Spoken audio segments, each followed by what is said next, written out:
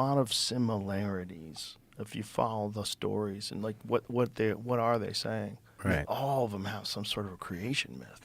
Well, But isn't that odd though yeah, that a creature, if you think of human beings as a creature, that a human being that's never created a being itself has this idea that a magical force that is all-knowing and all-loving created, not they evolved, not they came from this and they learned, they got better, but that they were created. And that seems like a universal story, the created story. that's only because the duck that's outside of my house right now believes that. So What?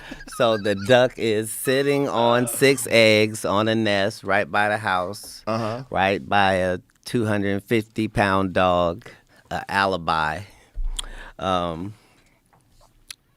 and believes that it has life that it's sitting on, and it's gonna come from that, and that there's somebody there that looks out for them, and makes sure they're fed. And in the Bible story, it says the sparrows said, like Jesus said, who feeds the sparrows? Like worldwide, there's how many birds? Like billions and billions and billions of birds. Like who's feeding them every day? Like real talk.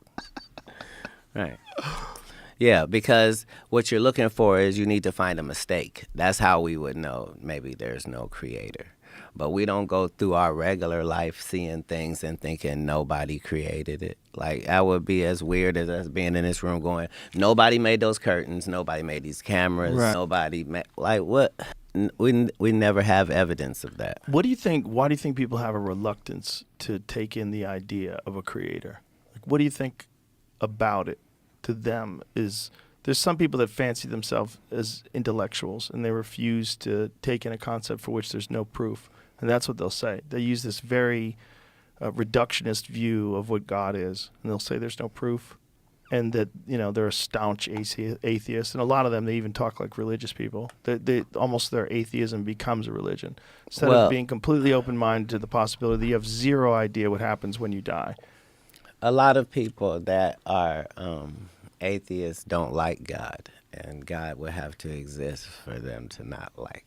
So the whole thing is, if you were to believe in the Big Bang, you would have to believe that had happened several times throughout history, just because that's what we've seen from everything that's been created.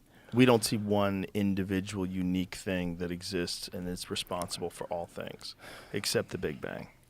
That was what Terrence McKenna always said. There's too much thought that went into certain things, like the fact that you can study all the butterflies and not one of them has a sense of humor. You know what I mean? But me and you do. And like it goes for all humans. If universally, if we see somebody trip and fall, we all laugh no matter what our back. Like there are certain, like there's that.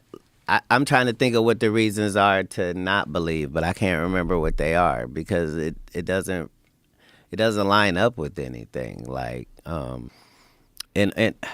we would have had to have gone in space and there'd be no other planets, just this one.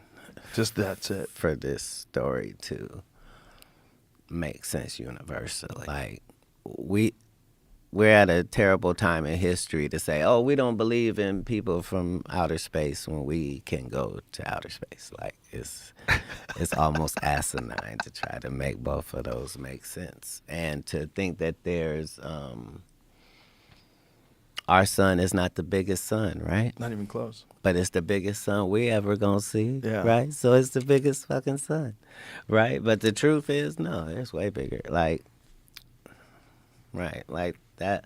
A thought went into picking this particular sun for this planet and the moon and the positioning of, much as if you were building a house, like you would put particulars in, like Kid Rock, to make sure that throughout the time period of history, you put a stamp and a mark on it. Right. Right?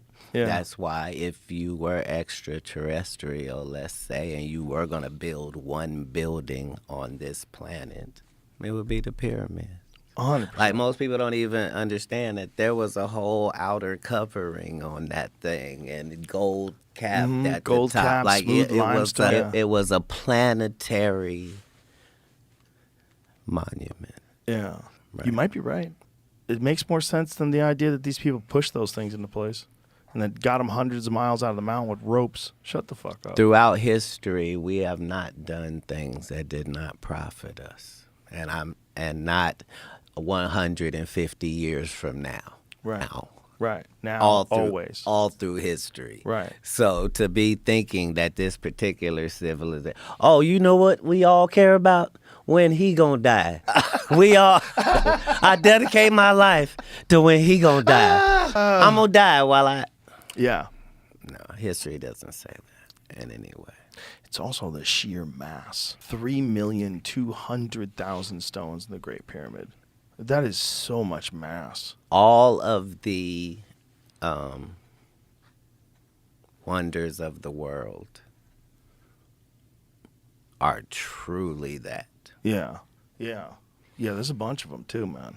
The wild shit that they're digging out of Turkey is nuts too. That's the Göbekli Tepe place where they found 12,000-year-old structures back at the time when they thought people were just using sticks and stones and hunter-gatherers. No. they had Because the stone. whole time they were saying that it was there. Yep.